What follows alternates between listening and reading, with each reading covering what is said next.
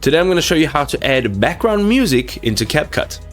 Background music can really enhance what your video output looks like, your end product. So there's a few ways of doing this. You can import your own music. So let's go and click on import. I've imported my soundtrack over here. You can click down and drag it over. We're going to put it over here, and this is what it sounds like. Screen Studio versus Screen. All right, fantastic. You can also adjust the volume over here. So obviously this will be too loud. Screen Studio versus Screen. All right, so what we want to also do is go over here to audio on the top left.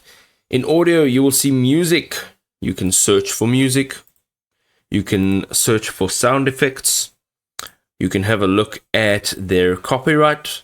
You can extract audio. So let's say we want to extract an audio clip from an existing video clip. We got TikTok sounds. You can now link your TikTok account directly here.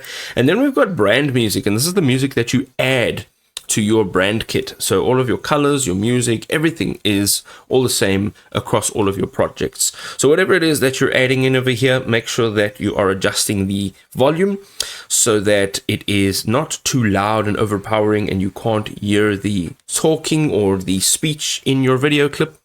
And then you can also use a fade in and fade out over here, which is also fantastic. So let's say you want to just slowly fade it in. It sounds like this. All right. Screen Studio versus... We can also go ahead and fade it out. So let's say, for example, we want to just cut it over here. We go like this. We say we want it to fade out. Slowly but surely, you will hear that this will slowly get softer. Like video editing, audio editing. Today, we're going to put them head to head. We want to know which one is the better. All right, there we go. You can now add background music.